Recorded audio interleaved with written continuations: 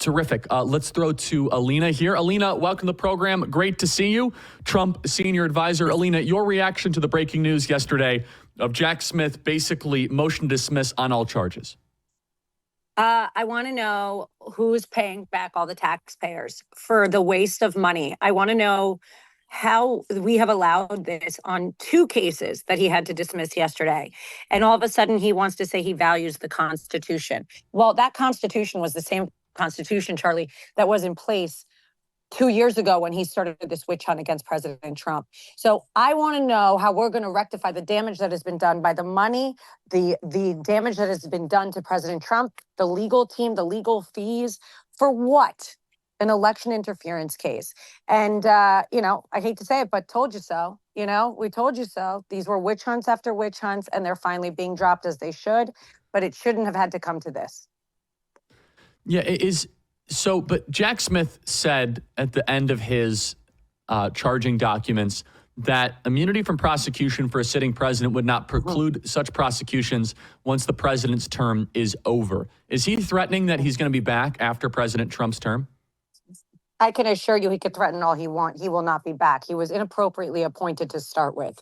We know that. There's a Supreme Court decision on immunity that came out in favor of all presidents, not just President Trump. We know that. These are people that are, look, D.A. Bragg did the same thing.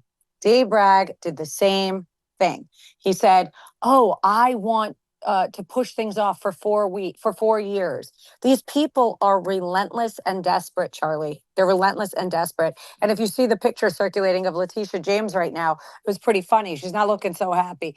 But, at the end of the day, America is going to correct. It's correcting as we speak. You know that. You feel it. And he'll make sure, Pam Bondi will make sure that these DAs and AGs are shut down if they have any political ammunition, political ambition, and that's getting in the way of what their job is supposed to be. Are there any other pending legal cases now, Alina? It seems as if New York is basically being sunsetted. The Georgia one I haven't heard much of, but also for the associated parties. Yes, they are dropping the cases against Trump, but are we seeing similar type of dropping of cases against Trump allies as well? There should be. And we're going to make sure of it because a lot of times, like Judge Merchan, who went after Alan Weisselberg, the CFO, not once, but twice, this is all something that we have to cure. We have to cure this in the administration. Pam and I have spoken about this. It's so important. We have to cure this lawfare so that it has to all be cured. You cannot go after associates just because they're associates of Donald Trump. You cannot go after CFOs who, didn't put a Mercedes or an apartment on a tax return that could have been rectified with money and put them in jail twice. You can't do things like that. And we've seen it time and time again. And I'm telling you, there's one problem, and that is the lawfare in this country that was created just a few years ago. This is a new phenomenon, and we're going to put in methods and figure out a way to shut it down so that it stops against every American, not just Donald Trump. So the regime of lawfare has made people not trust our justice system. What more in particular can Attorney General Pam Bondi do once she is confirmed to restore integrity and trust in our legal system? Well, there has to be an examination, and we have to look at basically, we have to look under the covers. We have to see what was happening. What was the motivation? We have to look at logs. A lot of information that I have and that we've heard over the past few years that I've been, yelling about on the courtroom stairs. We have to now hold people accountable. If there is fear of accountability, people will stop. And that's incredibly important. We can't just talk. We can't just have congressional testimony and subpoenas. We'll start there.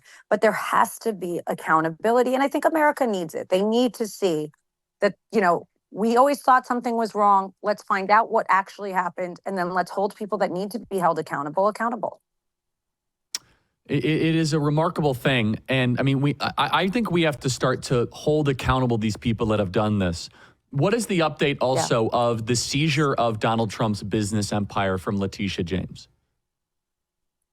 We should be receiving a decision from the appellate division. We argued it fully, briefed it fully.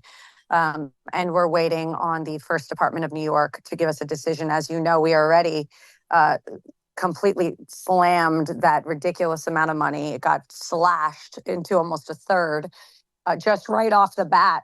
And now we've argued about, everything from the judge, from the evidence that went in, from the $18 million Mar-a-Lago evaluation. The list goes on and on. we're waiting on the appellate division. We should have a decision on that any day. And hopefully that will be the final straw on that one as well. And we can put this all to rest. But I can't say this enough. That doesn't mean that the American people didn't suffer, that their support and value system in the justice system didn't suffer. And there's healing that needs to happen, because the reason we are America is because we believe that there is a justice system that does not attack you because of your political affiliations or because of your religious affiliations or because of anything like that. And we not only can restore that financially, we have to restore American faith. And I know Pam's going to do a great job of it. President Trump's going to do a great job of it. And I'll definitely help in any way I can. This has been one of the great tragedies, and they're responsible for so many desecrations of our republic, from going after pro-lifers, the January Right. 6ers, the entire legal assault on Trump's family, church-going Catholics. And isn't it just, it should anger people that you win an election and all the charges go away? Does that mean they never actually believed them in the first place?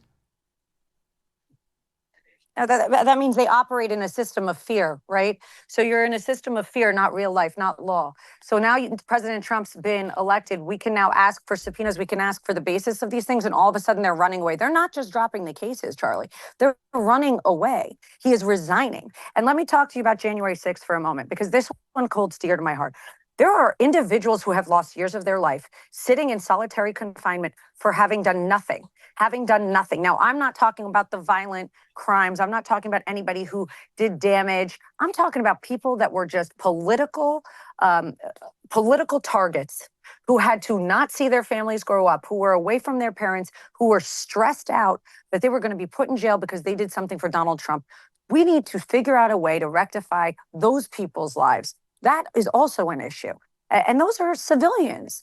Those are not people that ran for president and chose to dive into politics.